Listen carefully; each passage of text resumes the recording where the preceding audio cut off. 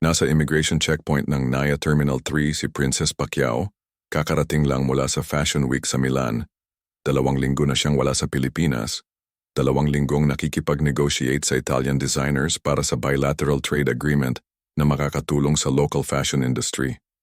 2 immigration officer ang tumitingin sa kanya na parang kriminal, na parang dala niya ay illegal na droga sa halip na legitimate government documents. Anak ka ni Pacquiao pero wala kang special treatment dito. Pulong ng isa, malakas enough para marinig niya, purposely malakas para masaktan siya. Hindi niya alam na nagre-rekordo ang security camera sa sulok. Red light blinking, capturing every word, every gesture, every micro-expression ng hostility. Hindi niya alam na may nakikinig sa control room, monitoring everything real-time, alarmed na sa unusual behavior ng 2 officers. At hindi niya inexpect na sa loob lang ng 9 na minuto, 540 seconds lang, mawawalan sila ng trabaho, masisira ang career, magtatapos ang karera sa government service. Dahil ang babaeng nasa harap nila ay hindi ordinaryong anak ng isang senador na nag-rely lang sa apelyido. Siya ang bagong appointed Presidential Advisor on Youth Affairs na may direct line sa Malacanang, may access sa anti-corruption databases, may training sa political warfare mula sa pinakamahusay na tacticians sa bansa. At ang ginawa nila? Career suicide. Broadcasted. Documented. Irreversible. Mag-comment kayo ngayon kung saan part ng mundo kayo nanonood. Maynila ba? Cebu? Davao? Dubai? New York? London? Saudi Arabia? At mag-subscribe para sa mas maraming kwentong totoo tungkol sa mga Pacquiao na hindi kayo makakapaniwala. Mga kwentong behind the scenes na hindi lumalabas sa mainstream media.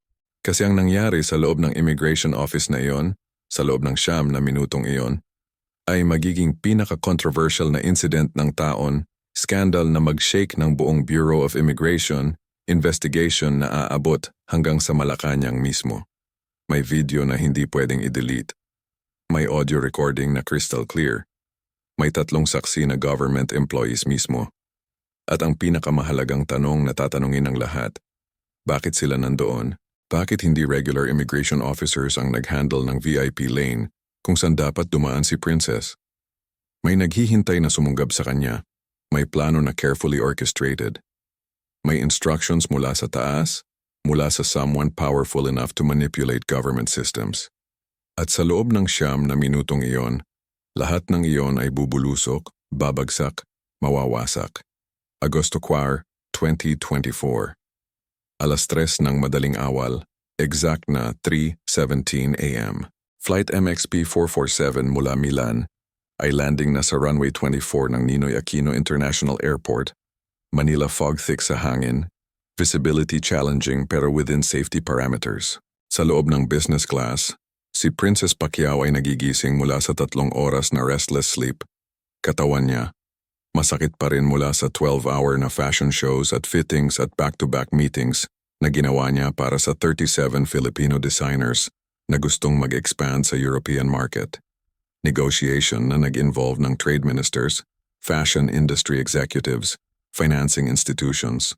2 taon na siya, presidential advisor na sa youth affairs, youngest presidential appointee sa kasaysayan ng Pilipinas, pero ang mukha niya sa passport photo ay 17 pa rin.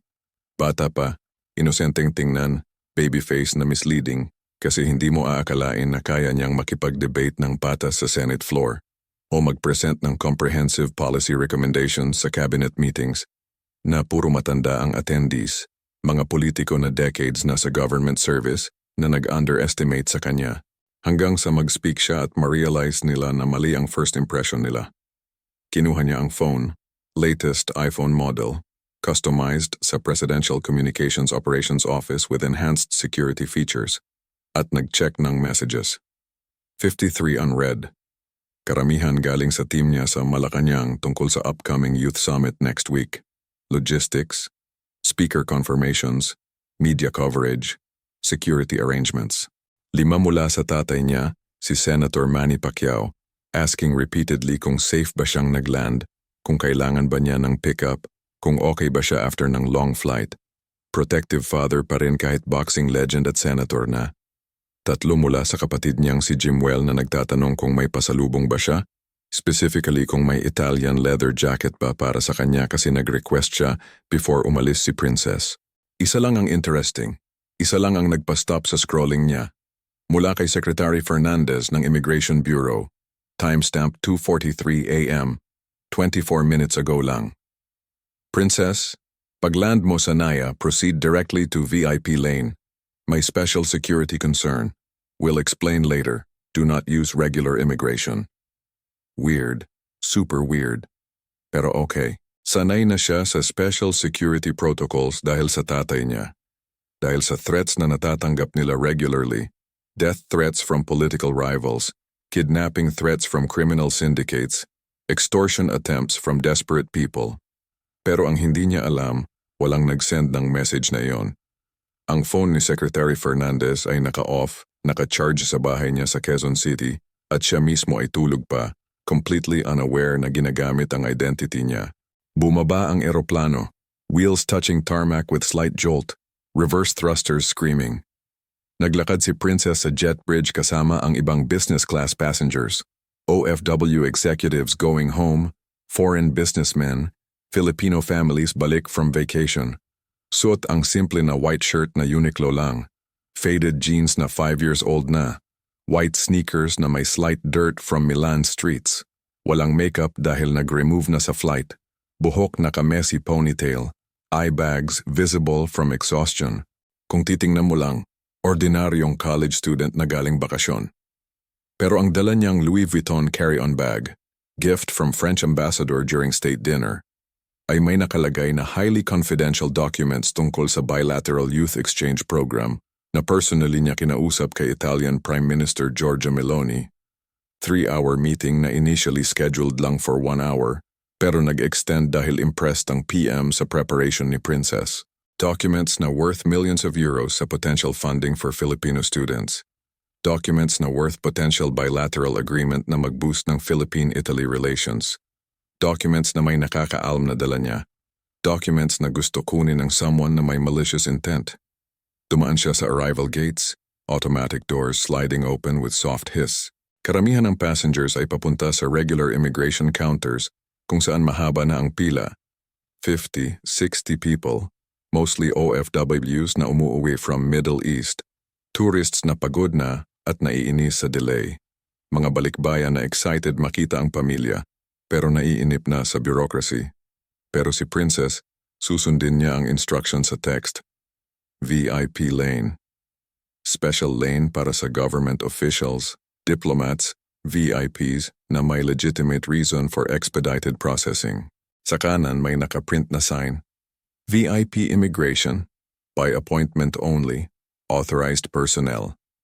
Lumapit siya, may 2 officers, hindi regular uniforms, naka-all black, black polo shirts, black pants, black boots, parang tactical gear pero hindi military.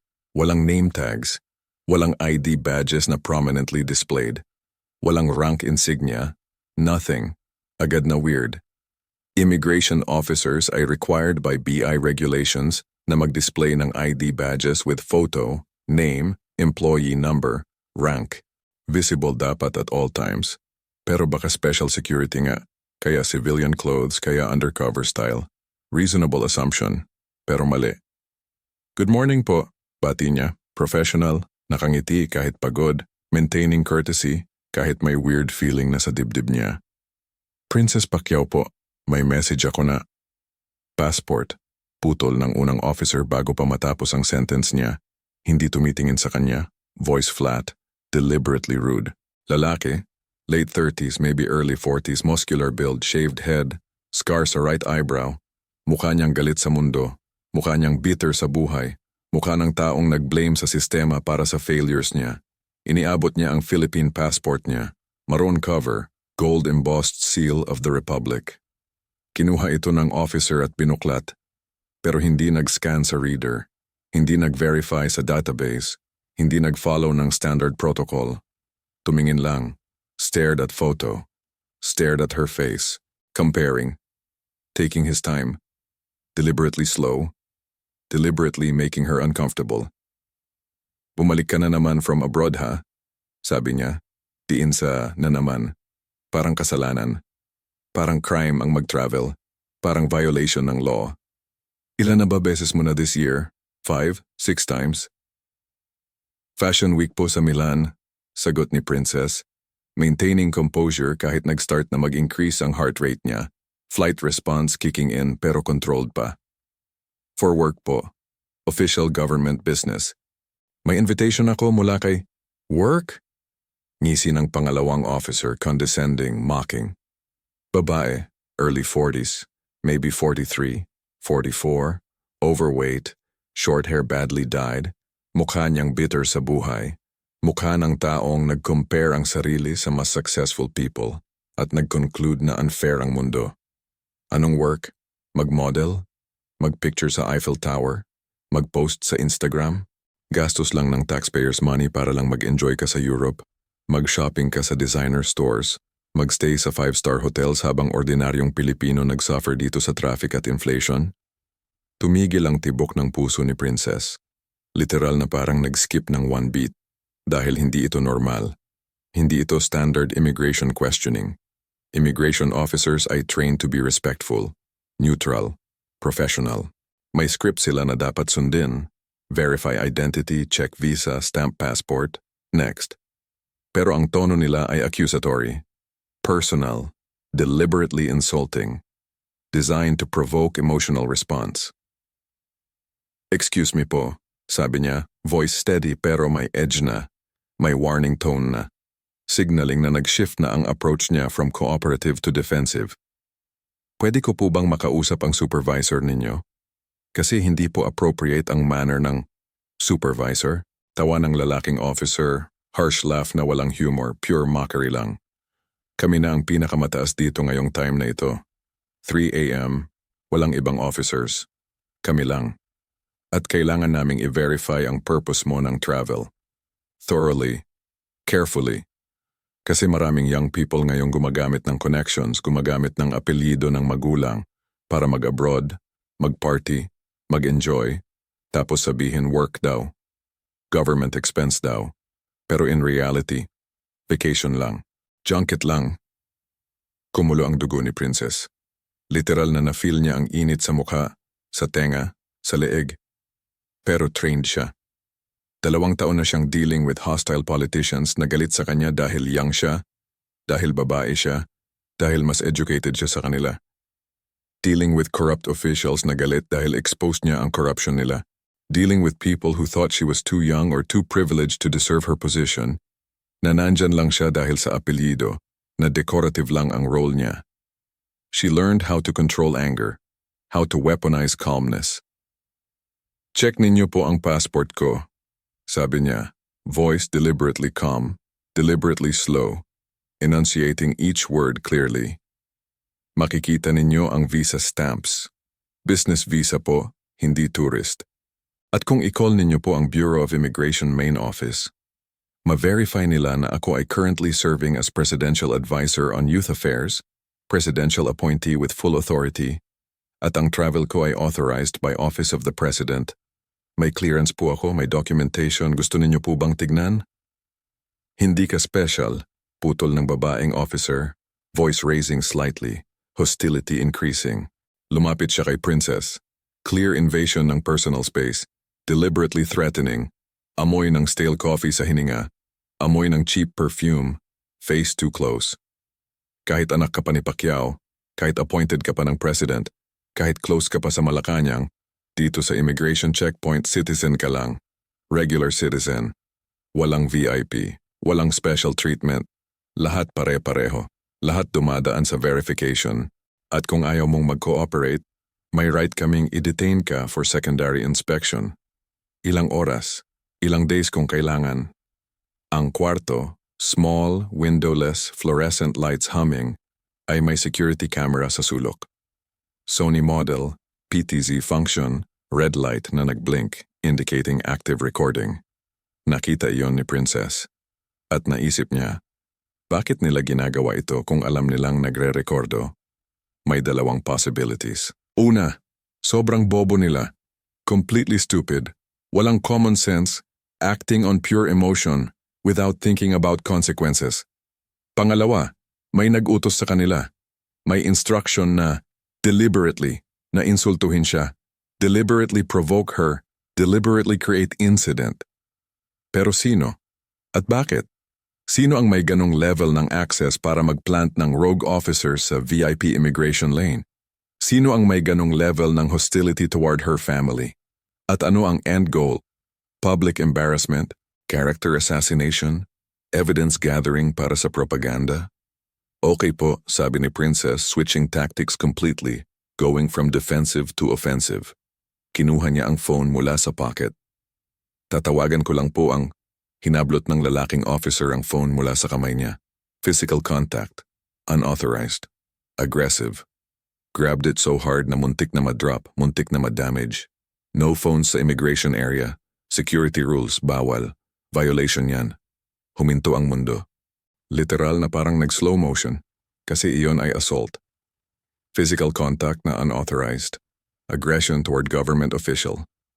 At lahat nakarecord sa camera sa sulok. Every frame. Every angle. Every second. Criminal offense. Prosecutable. Career ending. Tumingin si Princess directly sa security camera. Made eye contact with lens. Smiled. Small smile. Controlled smile. Smile na alam mo na nag-iisip na ng counterattack. Then turned back sa officers. Return my phone. Now. Last warning. Voice cold. No emotion. Pure authority. O ano? Ngisi ng lalaki. Challenging. Aggressive. Stepping closer. Invading space further. Ire-report mo kami? Kay daddy mo? Kay presidente? Kay mga kaibigan mo sa Malacanang? Wala silang power dito sa loob ng checkpoint na ito. Jurisdiction namin ito. Territory namin. Rules namin. At kung ayaw mong sumunod, may holding cell kami dito para sa uncooperative passengers. Small room. No windows. No phone. Hanggang ma-verify namin na legitimate ang travel mo. Ilang oras man yan. Ilang days. At doon na-realize ni Princess. Crystal clear realization. Hindi ito incompetence. Hindi ito asshole officers lang na power trip. Ito ay planned. Orchestrated. May nag-assign ng 2 rogue officers, fake officers probably, para haras siya. Para gawing viral kung magsigaw siya, kung mag-threaten siya, kung mag-name drop siya ng apelyido. Para ma-discredit siya, para ma-paint na entitled rich kid, spoiled brat na nag-throw ng weight ng connections niya. Para ma-viral sa social media with edited video na selective lang ang kuha, showing her reaction, pero hindi yung provocation. Classic character assassination tactic. Ang tanong, sino? Sino ang may ganong level ng sophistication? Sino ang may access sa BI systems to plant fake officers? Sino ang may motive? Alam mo, sabi ng babaeng officer. Lumapit pa lalo, breath hot sa face ni Princess. Deliberately invading personal space to maximum discomfort. Maraming tao ang galit sa inyo ng pamilya mo. Galit kasi akala ninyo dahil sikat kayo. Dahil boxing legend ang tatay mo, dahil may pera kayo, dahil may connections kayo. Pwede kayong gumawa ng gusto ninyo. Pwede kayong mag-travel whenever you want. Pwede kayong maggastos ng government money. Pwede kayong mag-appoint sa positions kahit walang qualifications. Pero may mga taong hindi kayo kinakaya. May mga taong nag-observe. May mga taong nag-prepare. At ngayong gabi, time na para ma-realize ninyo na hindi kayo untouchable. Princess breathed. Once. Twice. Deep breath through nose. Out through mouth. Technique na tinuro sa kanya ng security detail niya para sa high-stress situations. Counted to 5 sa isip niya. Visualized chessboard. Visualized pieces. Visualized moves. Then spoke. Get your supervisor. Right now. Immediately. Kasi sa loob ng 5 minutes kung wala pang supervisor dito, kung wala pang legitimate immigration official with proper identification, tatawagan ko directly ang commissioner ng Bureau of Immigration. Personal line niya. Direct number. At i-explain ko sa kanya in detail kung bakit may 2 officers sa VIP lane na walang ID badges, walang proper authority, walang nakalog na assignment, at nang haharas ng presidential appointee. At i-explain din niya sa akin kung bakit hindi niya alam na may rogue operation sa loob ng facility niya. At kung hindi niya ma-explain ng satisfactory, escalate ko sa Malacanang, sa president mismo, at mag-start ng full investigation, not just dito. Buong bureau, full audit, financial records, personnel files, everything. Tumawa ang lalaki. Loud laugh, exaggerated. Tumawag ka, go ahead. Walang maniniwala sa'yo. 22 taong gulang ka lang. Bata ka pa. Appointee lang dahil sa apelido. Walang real power. Walang real authority. Puppet lang. Decoration. At doon mali siya. Fatal mistake. Complete miscalculation. Kasi sa control room, 50 meters away, sa kabilang side ng corridor, may nakakita ng lahat. Ricardo Santos, night shift supervisor ng Terminal 3 Immigration, 48 years old, 30 years sa immigration service, may asawa at 3 anak na nag-aaral, matino, professional, honest government employee, rare breed, ay nanonood sa monitors. Bank ng 20 screens showing different areas. Parking, gates, corridors, counters. At isa sa screens, VIP lane. Nakita niya ang 2 officers. Tumingin siya sa schedule board sa wall. Check. Double check. Triple check. Walang officers assigned sa VIP lane from 2 a.m. to 6 a.m. Walang kahit sino. Policy yan. Close ang VIP lane during those hours unless specifically requested by embassy or Malacanang advance. Sino ang 2 iyon? Hindi niya sila kilala. Hindi niya nakaschedule. Hindi nila naka-uniform ng proper. At ang ginagawa nila, aggressive posture, invasion of personal space, phone grabbing, ay direct violation ng lahat ng protocols, lahat ng training, lahat ng professional standards. Kinuha niya ang radio, pressed button. Security sa Gate 7, proceed immediately sa VIP immigration. Code red, repeat. Code red. Code red meant imminent danger, meant hostage situation, violent incident, emergency requiring immediate tactical response with armed personnel. Overkill ba? Maybe. Pero instinct ni Ricardo after 30 years, after countless incidents, after developing gut feeling na rarely mali, something was very, very wrong. Something was dangerous. Something needed immediate intervention before it escalated to violence or worse. Tumakbo siya palabas ng control room, sprinting through corridors, radio sa isang kamay, service firearm sa holster just in case, 48 years old, pero tumatakbo pa rin like he's 30. 30 seconds. Iyon lang ang oras para maabot niya ang VIP checkpoint bago lumala ang situation, bago mag-escalate to physical violence, bago may ma-hurt. Sa loob ng checkpoint, hinawakan ng babaeng officer ang braso ni Princess. Firm grip. Fingers digging into flesh. Halika, may secondary inspection room kami, private. Walang camera, walang witnesses. Doon natin pag-uusapan kung legit ba talaga ang travel mo. Doon natin check thoroughly ang mga documents mo. Ilang oras man kailangan. Hinila niya. Pulled hard. At sa momentong iyon, nag-explode ang lahat ng tension. Bumukas ang pinto with loud bang. Pumasok si Ricardo kasama ang 6 na security personnel, full tactical gear, Kevlar vests, helmets, guns drawn, MP5 submachine guns and Glock pistols, professional formation, tactical spacing. Hands up! Step away from the citizen! Now! Do it now! Nabitawan ng babae si Princess. Raised hands. Nagtaas ng kamay ang 2. Confusion sa mukha nila. Fear. Panic. Realization na everything just went wrong. Sir, kami ay authorized. Panimula ng lalaki, voice shaking slightly, trying to maintain authority pero failing.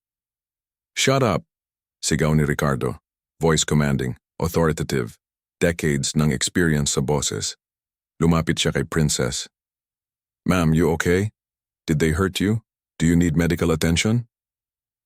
Hinablot nila phone ko. Sagot ni Princess, voice steady, pero makikita mo ang relief sa mata. Relief na rescued siya. Relief na may legitimate authority na dumating. At may physical contact na unauthorized. Hinawakan niya braso ko. attempted to force me to secondary room. Ricardo turned sa dalawang officers. Face hard, eyes cold. IDs, now. Both of you.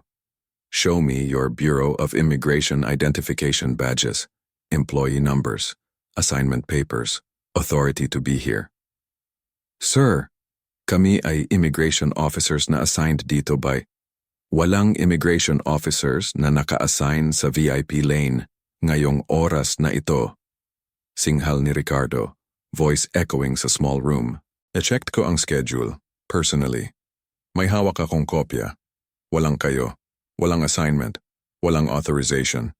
So either fake kayo, imposters pretending to be officers, or nag-operate kayo ng unauthorized, rogue operation without proper clearance. Either way, under arrest kayo for impersonating immigration officials, assault on government official, at violation ng Immigration Act. Cuff them. Security personnel moved forward. Namutla ang dalawa. Sir, please, may nag-assign sa amin, sabi ng babae, desperado na, voice breaking, fear obvious. Si Deputy Commissioner Reyes, personal instruction, phone call, may special instruction. Dapat daw i-delay namin ang clearance ni Miss Pacquiao. Dapat daw i-verify thoroughly. Dapat daw. Si Deputy Commissioner Reyes ay natutulog sa house niya sa Quezon City. Putol ni Ricardo, voice like thunder. Kinuha niya ang phone, tinawagan directly ang Deputy Commissioner. Personal number, emergency line, 2 rings. May sumagot. Voice groggy, confused, annoyed. Santos? 3:00 yan ng umaga, ano ba? Sir, apologies for disturbing you but emergency situation. May dalawang officers dito sa VIP lane, no proper identification, claiming you personally assigned them to delay and harass Presidential Advisor Princess Pacquiao. Claiming you gave phone instructions. Can you confirm this? Silence. 5 seconds. 10 seconds. Then, what? What the fuck? Walang ganyan. I never issued any such order. I'm sleeping, my phone is off, i-detain ninyo yan immediately. Mag-file ako ng charges, may gumagamit ang name ko. This is identity theft. This is sabotage. Call ended. Ricardo turned sa security. Cuff them, now. NBI custody. Full investigation. Criminal charges. Habang dinadalang dalawang rogue officers, handcuffed, heads down, defeated, career over, lumapit si Ricardo kay Princess. Ma'am, I sincerely apologize on behalf of Bureau of Immigration. Hindi ko alam kung paano sila nakapasok. Hindi ko alam kung sino ang nag-authorize. Pero guaranteed may investigate ito thoroughly. Full investigation. No stone unturned. Justice will be served. Sino sila? Tanong ni Princess, voice calm pero analytical na. Strategic mind working. Already processing implications. Hindi ko kilala. Amin ni Ricardo honestly. Hindi sila nasa records, hindi sila regular employees. Pero papakita ko sa inyo something. Something very disturbing. Dinala niya si Princess sa control room. Small space, cramped. Banks of monitors, recording equipment, coffee maker sa sulok. Sa computer, ni-rewind niya ang security footage, showed dalawang rogue officers entering NAIA Terminal 3 exactly 60 minutes earlier, 2:17 a.m. May kasama silang third person. Mature man, 60s, distinguished looking, nakabarong Tagalog, expensive fabric, possibly piña or juicy, naka-Rolex, naka-leather shoes na imported. Hindi clear ang mukha dahil naka-cap, baseball cap, black, pulled low over face, deliberately obscuring features. Pero ang body language, authority, money, power, someone important, someone high-ranking. Sino yon? Tanong ni Princess, leaning closer sa screen, studying every detail. Hindi ko makita ang face clearly, sabi ni Ricardo frustrated. Pero may theory ako. Someone powerful enough to get access sa restricted area without proper clearance. Someone with connections na pwedeng mag-bypass security. Someone with grudge sa pamilya ninyo. Someone who wanted na ma-embarrass kayo publicly. Ma-create ng incident na pwedeng i-weaponize politically. Tumingin si Princess sa screen. Nag-zoom digitally sa kung anong hawak ng lalaki. A folder. Red folder. Expandable type. Thick. May nakaprint na label na hindi fully visible dahil sa angle ng camera, pero makikita ang partial text. Operation D. Hindi niya mabasa ang rest, pero enough na. Operation. Planned. Premeditated. Coordinated. Pero bigla niyang naalala something. 2 weeks ago, exactly 14 days, nag-present siya sa cabinet meeting sa Malacanang. Full cabinet. President, Vice President, all secretaries. About corruption sa government procurement, specifically sa Bureau of Immigration. Visa for sale scheme. Chinese nationals paying $50,000 to $100,000 para sa special visas, special permits, special treatment. Offshore gaming operators paying millions para sa expedited processing ng Chinese workers. Immigration officials getting kickbacks. Big money. Systemic corruption. Si Princess mismo ang nag-lead ng investigation, collaborated with NBI, with Presidential Anti-Corruption Commission. At nag-recommend siya ng investigation. Specific investigation. Named specific individuals. Hindi pa nag-file ng formal charges dahil nag-gather pa ng more evidence, building airtight case. Pero may nakakaalam na close na siya. May nakakaalam na may target siya.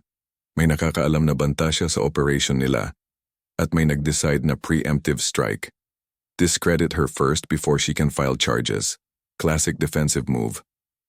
May suspect ako kung sino. Bulong ni Princess, realization dawning. Puzzle pieces connecting sa isip niya. Turn to Ricardo. Pwede ninyong itrace kung sino ang nag-authorize na makapasok ang lalaking iyon? May visitor logs ba? May ID scan? May digital footprint? Ma'am, need ng time. Several hours, pero yes. With security footage from multiple cameras, visitor logs from entrance, possible ID scans kung nag-register siya, vehicle records kung may sasakyan, matrace natin.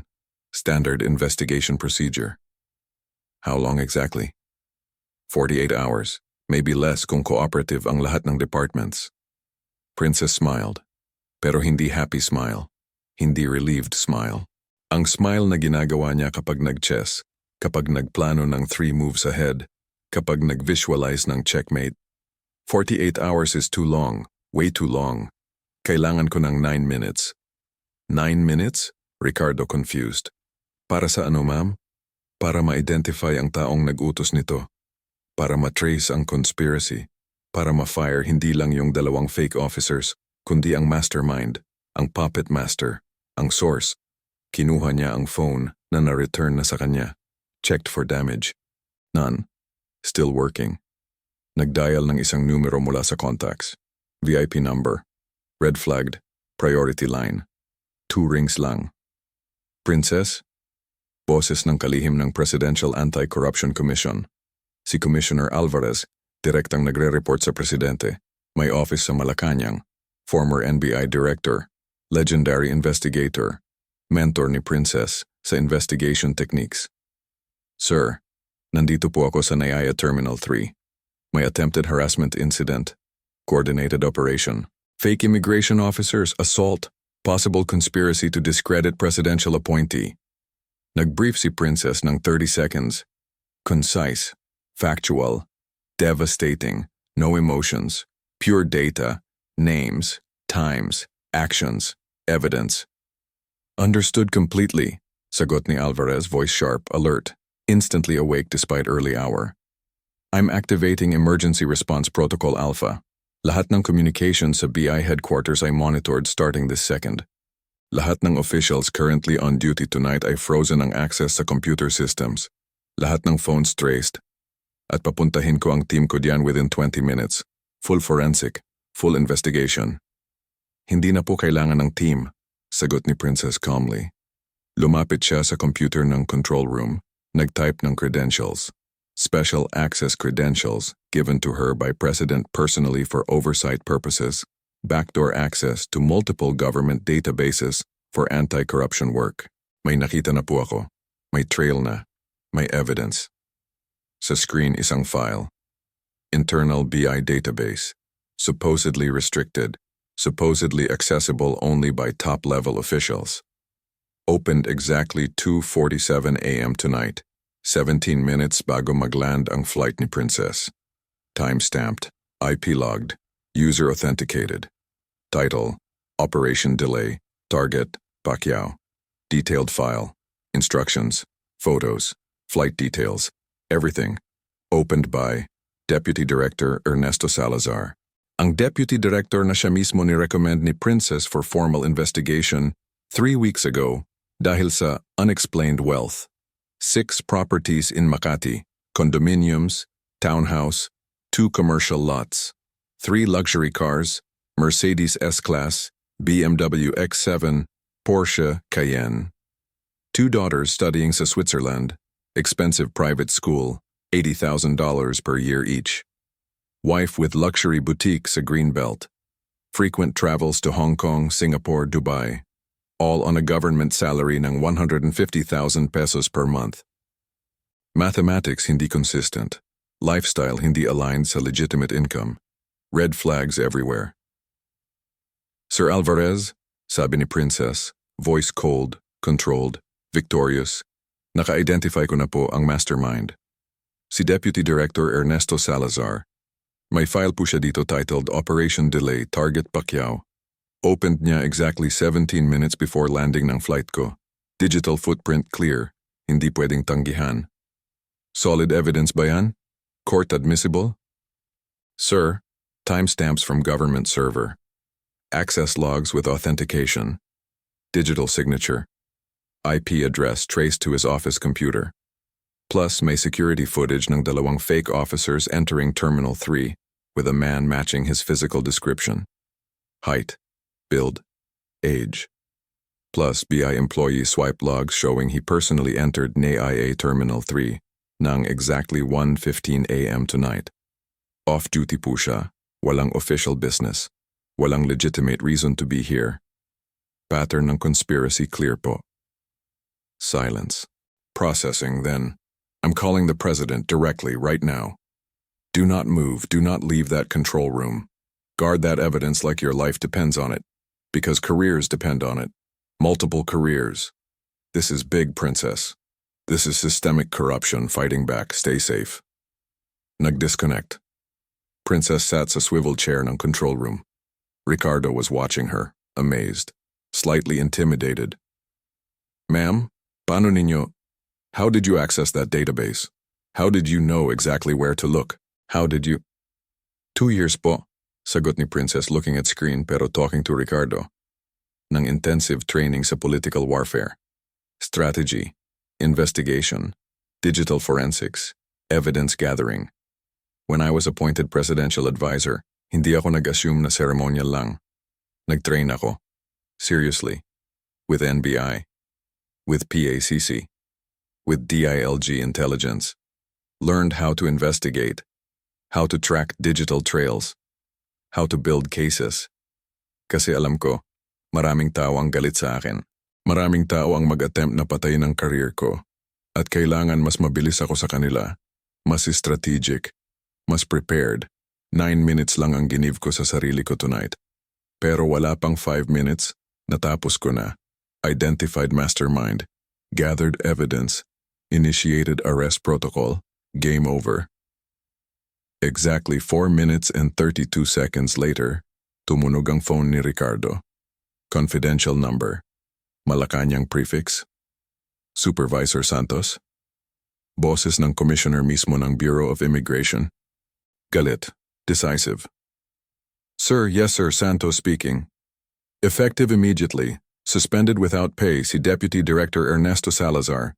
Pending investigation. Relieved of all duties. Access revoked to all systems, all buildings, all databases. At ang 2 detainees ninyo, i-transfer sa NBI custody for formal investigation ng sabotage, assault on a government official, impersonation of immigration officers, at conspiracy to commit corruption. Presidential order. Direct from Malacanang. Documented. Official. Understood completely, sir. Will execute immediately. Call ended. Princess stood up, stretched, kumuha ng bag. Thank you, Ricardo, sabi niya sincerely.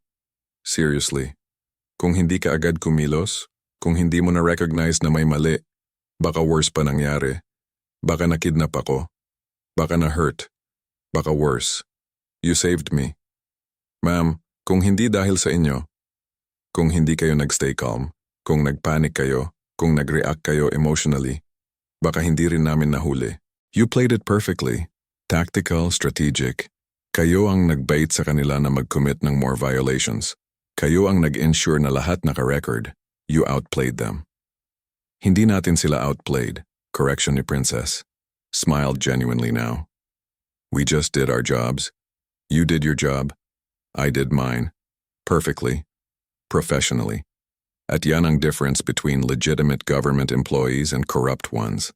We follow rules. They break rules. And eventually, rule followers win. Always.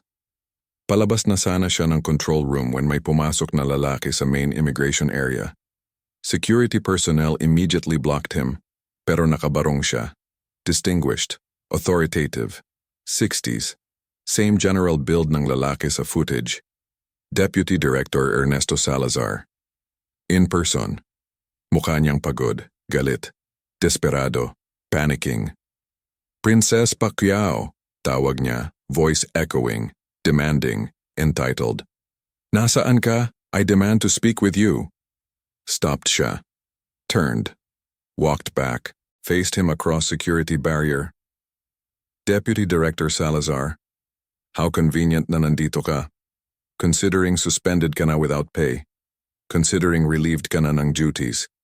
Considering under investigation ka na for multiple criminal violations. Tumigil siya. Face drained ng color. What? What are you? 3 minuto at 42 seconds na ang nakalipas mula nung tumawag ang commissioner, sabi ni Princess, checking phone, showing him timestamp. Hindi mo pa ba na-receive ang official order? Hindi ka pa ba na-notify? Or nandito ka na bago pa nag-issue ng order kasi nandito ka na earlier, coordinating your little operation? Kumuyom ang kamao niya. Fists clenched, veins visible sa temples. Anger, fear, desperation. Dahil ba sa, this is because of your investigation? Because I refused to cooperate with your witch hunt? Because I stood up to your entitled, dahil sa ginawa mo, putol ni Princess firmly. Nag-authorize ka ng harassment operation using fake officers. Ginamit mo ang government resources para personal vendetta. Nag-abuse ka ng position mo. Nag-violate ka ng multiple laws. At ngayon, wala ka ng career. Wala ka ng pension. Wala ka ng future sa government. At may criminal charges ka pang facing. At lahat yan, lahat. Dahil sa stupid decision mo na personally oversee ang operation instead of staying distant. Dahil sa arrogance mo. Dahil akala mo hindi ka mahuhuli. But you were wrong. Mang-aapi ka, sigaw niya, losing composure completely. Ginamit mo ang apelyido mo para sa lahat, para sa appointment mo, para sa access mo, para sa protection mo. Privileged ka, entitled, at ngayon nag-destroy ka ng careers ng innocent people. Ma-record lahat ng sinasabi mo ngayong, putol niya, pointed sa cameras, plural, 3 cameras sa area covering different angles. At i-add yan sa charges, threatening a government official, harassment, slander.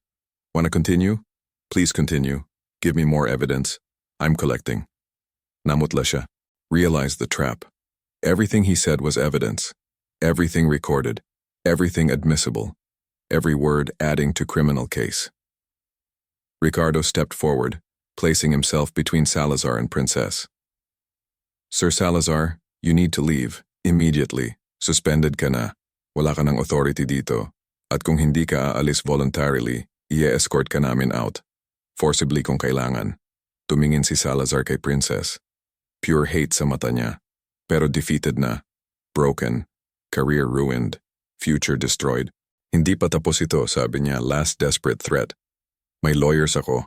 May connections, may... Tapos na, sagot ni Princess coldly. 9 minutes lang kinailangan ko para sirain ang career mo. Imagine kung binigyan mo ako ng full day. Imagine kung binigyan mo ako ng full investigation.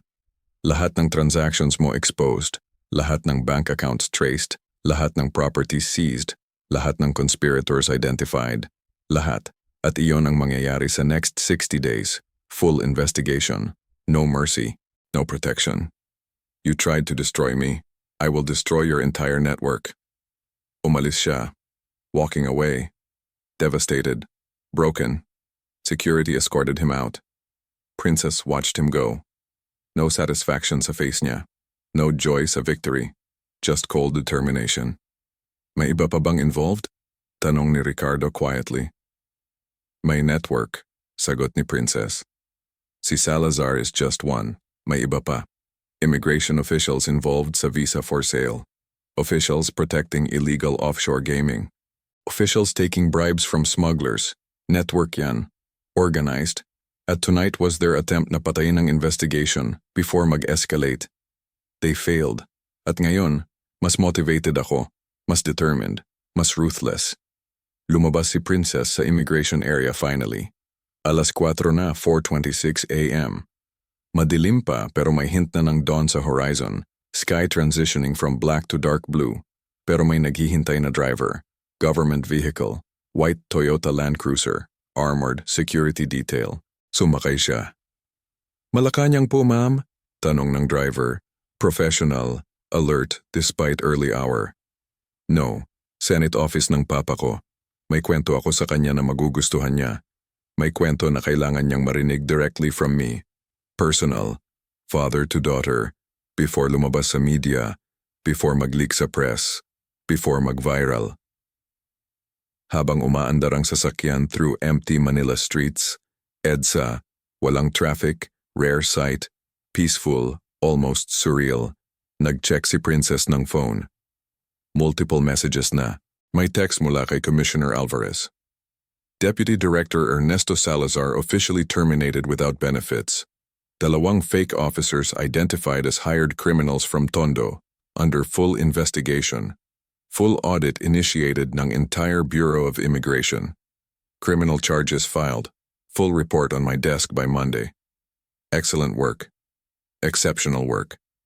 You have future sa investigation, Princess. Serious future. She smiled.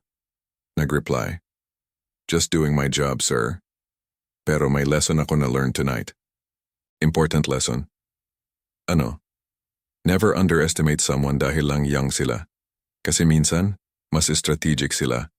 Mas tech-savvy, mas connected, at mas ruthless kapag threatened.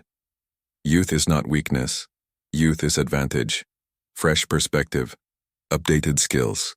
No baggage, no compromises. We fight differently. We fight smarter. 3 dots appeared. Then, remind ko yan kay President next cabinet meeting. At reminder ko din sa lahat ng old guard officials na nag-underestimate sa new generation. Times are changing.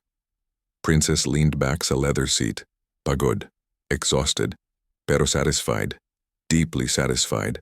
Ang 9 na minutong iyon, mula sa paghablot ng phone niya at 3:24 a.m. hanggang sa termination order kay Salazar at 3:33 a.m. ay magiging case study, textbook case.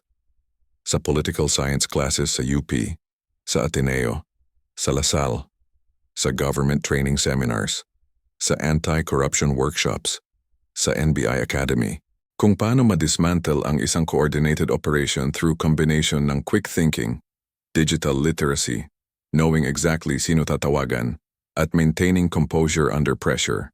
Pero ang mas important lesson, mas deeper lesson, ang mastermind ng Operation Delay, hindi nag-expect na ang target niya ay may direct access sa president, may training sa investigation techniques, may authority to access restricted databases, may network of legitimate government officials na willing tumulong, at may guts, may courage, may determination na lumaban kaagad, lumaban strategically, lumaban ruthlessly. They expected Princess. Delicate, decorative, easy to intimidate. They got strategic tactician, digital native, politically sophisticated, absolutely dangerous. Dumating siya sa Senate office building. 4 a.m. Dark pa, security lights lang, few guards, mostly empty, pero may ilaw sa 3rd floor. Office ng papa niya. Of course, si Manny Pacquiao, senator, boxing legend, people's champ, never really stopped working. Training mindset applied to legislation. Always grinding, always pushing, always working. Knocked niya sa door. Twice. Princess? Boses ng papa niya. Surprised. Concerned. Bakit ngayong oras? May nangyari ba? Okay ka lang ba? Nasaan security mo? Pumasok siya. Office simple. Walang decorations. Boxing trophy sa shelf. Family photo sa desk. Philippine flag sa corner. Simple furniture. Workaholic's office, not showpiece. Sat down sa visitor's chair. Papa, safe ako.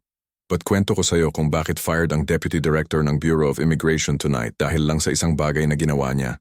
One stupid mistake. Ano? Anong nangyari? Sinaktan ka ba nila? Kailangan ba natin? Hindi po. Not physically. Pero they tried. Tried to harass me. Tried to provoke me. Tried to create incident na pwedeng i-weaponize against us. Against our family. Failed sila. Completely. Smiled siya. Nang insulto niya ng maling tao. At sa loob ng next hour, she told him everything. Every detail. Every move. Every decision. Every phone call. Every evidence gathered. Every strategic choice. Complete debrief. Wala siyang tinatago. Lahat transparent. Lahat honest. At sa dulo, after hearing everything, her papa stood up. Walked around desk. Hugged her. Tight hug. Protective father hug. Proud ako sa'yo, sabi niya, voice thick with emotion. Hindi dahil nanalong ka, hindi dahil na-dismantle mo ang operation nila, pero dahil dinefend mo sarili mo without violence, without abuse of power, without becoming like them, just intelligence, strategy, legal methods. At yan, he pointed at her head. Mas powerful pa sa lahat ng suntok na nagawa ko sa boxing ring. Lahat ng titles ko, lahat ng championships. Because you fought smarter, you fought cleaner, you fought within the system, at ginawa mong tool against those who abuse the system. At iyan ang legacy na mas importante, not my boxing, but your integrity, your intelligence, your courage. Princess felt tears. Hindi siya umiiyak usually. Trained herself not to cry.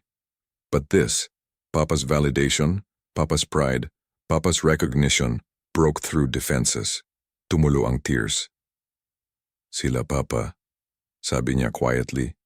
Maraming tao ang akala. I'm just here because of you, because of your name, because of connections. Pero tonight, I proved mo na ikaw ay ikaw, putol niya. Princess Pacquiao. Not just Manny Pacquiao's daughter, but princess, strategic, intelligent, brave, capable, at hindi na kailangan ng validation ng iba. You validated yourself. Tonight. Completely. Umuwi si Princess sa condo exactly 5:47 a.m. Sky lightening. Dawn breaking. Manila waking up. Traffic starting to build. Tulog pa ang karamihan ng mundo. Pero siya, nakasmile pa rin. Tired smile. Exhausted smile, pero genuine, kasi yung 9 minuto na yon, hindi lang iyon tungkol sa pag-terminate ng corrupt officials. Hindi lang tungkol sa disrupting ng criminal operation. It was about sending a message. Loud message, clear message, unmistakable message, sa lahat ng taong nag-assume na she was just senator's daughter. Presidential appointee lang dahil sa apelyido. Decorative position na walang real power. Young and inexperienced and easy to manipulate. Tonight proved, wag kang magmess sa taong alam ang laws, may access sa evidence, may network ng legitimate allies, at willing lumaban, kasi matatalo mo sila. Hindi sa 9 hours, hindi sa 9 days, sa 9 minutes lang, systematic, efficient, devastating. At ang pinaka-ironic part, yung operation delay na ginawa nila, yung operation designed to delay her, to slow her down, to create obstacles, delayed nga ang kanilang careers, delayed nga ang kanilang plans, delayed nga ang kanilang entire corrupt network, permanently, irreversibly, career-endingly. At sa loob ng next weeks, dominoes started falling. Investigation expanded, bank accounts frozen, properties seized, more officials suspended, More arrests made. Network exposed. Visa for sale scheme destroyed. Offshore gaming protection racket dismantled. Smuggling connections severed. Millions of pesos recovered. Dozens of officials terminated. System cleaned. Partially. Not completely. Corruption is Hydra. Cut one head. Two grow back. Pero significantly. Measurably. Sa media, Princess became symbol. Young reformer. Fearless investigator. Anti-corruption crusader. Forbes featured her. Time magazine interviewed her. CNN did profile. BBC did documentary segment. The 22-year-old taking on Philippine corruption. Princess Pacquiao. From Fashion Week to fighting fraud. How one woman dismantled a government corruption network in 9 minutes. Pero sa personal level, hindi nag-change si Princess. Same person, same values, same determination. Pero mas confident na, mas assured. Kasi na-test siya sa actual combat. Hindi simulation, hindi training. Real threat, real danger, real conspiracy. At lumabas siya victorious, not because she was lucky, because she was prepared, because she was trained, because she was strategic. At sa next cabinet meeting when President asked her to present findings, nag-stand siya confidently. Presented complete report, network diagram, financial flows, evidence trails, recommendations for systemic reforms. At sa dulo ng presentation, President said something simple, pero powerful. This is why I appointed young people. Hindi dahil uso, hindi dahil politically correct, pero dahil you bring something old guard cannot. Fresh perspective, digital literacy, willingness to challenge status quo, at most importantly, walang kayong compromises sa system. Wala kayong utang na loob sa corrupt networks. Wala kayong history na kailangang protektahan, kaya kayo mas effective. Kaya kayo mas dangerous sa corruption. At kaya kayo ang future ng good governance. Applause. Standing ovation from cabinet secretaries. Some sincere, some forced. Pero lahat recognizing reality. Times changing. Guards changing. New generation rising. At yung siyam na minutong iyon sa NAIA Terminal 3, proof, validation, case study. That youth plus training, plus determination, plus strategic thinking, equals powerful force for reform, equals threat to corruption, equals hope for change. At si Princess Pacquiao, hindi na siya proving anything. Patunayan na niya. Documented, recorded, undeniable. She dismantled the government conspiracy in 9 minutes. At sa proseso, proved na age is just number. Title is just label. Real power comes from preparation, intelligence, courage, and ruthless execution when threatened. At ang mastermind na nag-try na patayin ang career niya, si Deputy Director Salazar, currently detained, facing multiple charges, career destroyed, reputation ruined, properties seized, bank accounts frozen, family shamed, life ruined, all because he underestimated a 22-year-old woman, all because he thought youth meant weakness, all because he made fatal mistake of attacking someone more prepared, more connected, more strategic than he ever imagined. 9 minutes, 540 seconds. Yan lang kinailangan para ma-dismantle ang buong operation, para ma-destroy ang career ng mastermind, para ma-send ng message sa entire government. Corruption may have power, may resources, may connections, pero reform has something stronger. Truth, evidence, rule of law, at people willing to fight, people like Princess Pacquiao, 22 years old, presidential advisor, anti-corruption crusader, woman who proved that sometimes David beats Goliath, not with sling and stone, but with smartphone and strategy, not in epic battle, but in 9 decisive minutes. At ang legacy ng gabing yon, hindi yung terminated officials, hindi yung recovered millions, pero yung message, clear, loud, unmistakable. Times are changing. Old guard is falling. New generation is rising. At kung hindi ka ready, kung hindi ka clean, kung nasa wrong side ka ng history, your time is up. 9 minutes. That's all it takes to change everything.